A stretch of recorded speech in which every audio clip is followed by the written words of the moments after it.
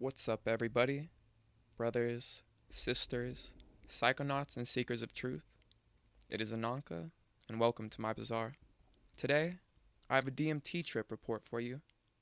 The title of this trip report is The Realization of Love, and was submitted to Erowid in 2010 by the user Jack Darko.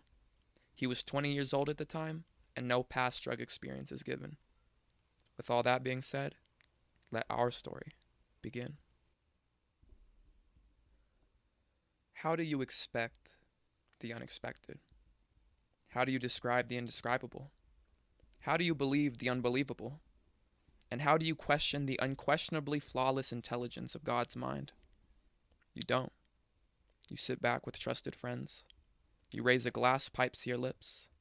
You inhale 3 times, and then you dive soul first into an ocean of seamless reality that either washes over you like a mother bathing her child or crashes onto you as if the heavens fell from the skies. Welcome to hyperspace. It seems I only post after a particularly enlightening and sensational psychedelic journey, and I suppose that's all that's needed. If I were to leave the epic insights of tripping to mere memory, I'm afraid I'd lose the vast majority of it to the constant bombardment of constricted thinking, closed-minded perceptions, and petty emotions that race through my mind daily. A documented reference to mystical experiences serves to capture and savor my fleeting glimpses of divine truth. The day was set and participants selected. We sat in humble unison on the floor as Spongle accentuated the atmosphere with an ominous foreshadowing of events to come. There was limited conversation as the pipe was being loaded, with a yellow crystal that seemed to unconsciously demand respect. There were 6 of us, 3 newcomers and 3 experienced DMT travelers. Yet all of us nervously waited for someone else to volunteer for the first smoke. A timid, "I'll go first" broke the silence, but I followed with, "I will, if you'd like, I'll go first." I figured someone vaguely familiar with the power of DMT should handle the inauguration of the sacrament, while simultaneously being reminded by another traveler the product was extracted by my hands. It would only be right for me to christen it. It was then that my heart began to pound. I was nearly overwhelmed by the impending intoxication that would soon take control of my senses. After exhaling my first hit, though, I was immersed in what seemed like a warm, electric bath. So encompassing, so reassuring. I exhaled my second hit. Deeper now, I sank into a lake of exotic visions. I only opened my eyes to see the pipe for a third toke. As I exhaled again, a fabric of warping designs gave way to a female being who seemed to offer herself to me. Without consciously deciding, I observed myself taking advantage of the opportunity and throwing myself upon her. Immediately, I pulled myself up. I realized there are more important things to do and decided to explore. I then saw countless people walking frantically from place to place. It felt like I was in a restaurant watching servers bustle about, working on something. They were quite indifferent to me being there. As the drug metabolized in my body, the world grew fainter and fainter until disappearing into blackness. I opened my eyes. Physically and emotionally, I felt quite refreshed, but felt spiritually lacking, as if I had missed something. Slightly disappointed, but otherwise completely tranquil and thankful for having a pleasant experience, we sat in silence once more as the pipe was being loaded. 4 more people smoked, but none attained a breakthrough experience. Then the person who would first volunteer for the first trip was up. She took 4 solid and thorough hits, and for 5 to 10 minutes we watched as she undeniably broke through. It was very powerful, watching her lifting and raising her head, while breathing heavily and sensuously, eyes closed and soul deep. After she came back into this material view of things, she slowly elaborated on what happened. I then inspected the pipe and figured there was sufficient amount of buildup still inside the bulb to attempt another session of my own. By this point, though, I think I was underappreciating the awesome power of DMT, after feeling a tad shortchanged by my initial experience and apparently ignoring the intense behaviors of the previous traveler. First hit. Long and slow. I hold deep. 10 seconds at least. Exhale. This is heavy. I hand the pipe to my friend so I wouldn't have to worry about holding it myself. Second hit. I don't know if I like this. My heart is pounding and my lungs are sore from my first trip. I'm in a state of unease and paranoia. I can't die from this, right? My awareness is harassed by an onslaught of frightening thoughts and a menacing carpet of hallucinations obscuring my view. I don't want this anymore. The pipe is smoking and ready for a third hit. I don't want to back down, but I don't want to go further. My chest is pounding. I think I'm dying. I press my lips against the glass and drag. My lungs are so raped it's hard to keep inhaling, but I manage. I hold in, exhale, blast off. God damn. Where am I? I want to go home.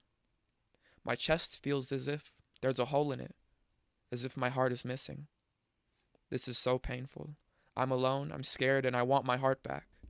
I want to be all right. Wait. What is this? What is this presence around me? Am I not alone? I'm in a room. There are 2 adults, female and male. I sense their glorious power. It flows off them like the sun radiates light. I am a child here, ignorant, frightened, and confused. I only see them from their waist down to their feet. I don't even try to look up to them. I am not worthy. I'm not the only child. There's a table full of toys and there's a young child exploring them. My God, this is so intense. I don't know if I like it. Panic grips my body once again. Everything is so alien and terrifying. Wait, I'm here. I'm right here, right now. I've dreamed of being here. I've fantasized about meeting these beings. I've prayed for conclusive answers possibly arising from a breakthrough experience. And here I am. Why am I clinging so tight to my thoughts and emotions? Why not investigate?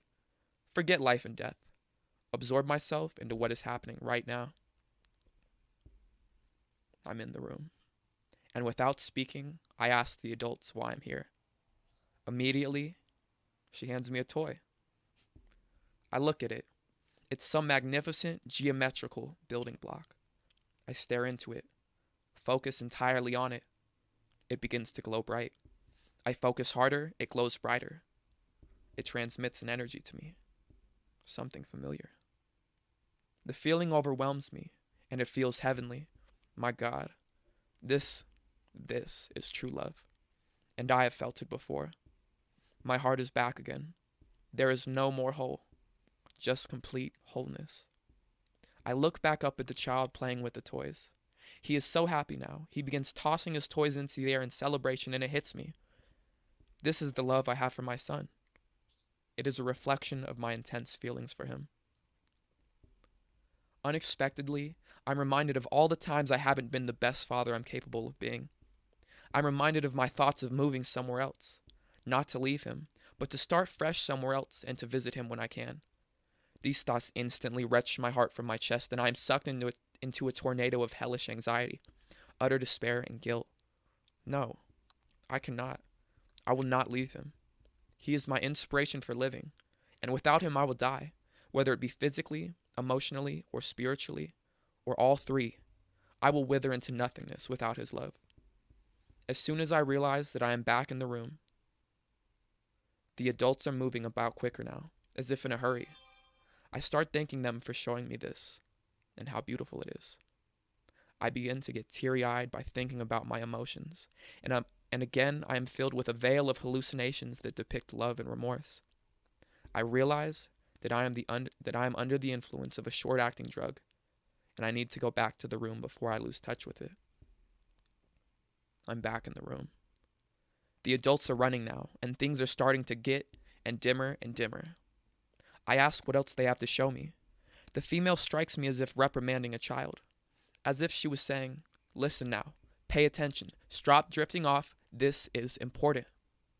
She then hands me a mystical-looking hourglass as she squats down.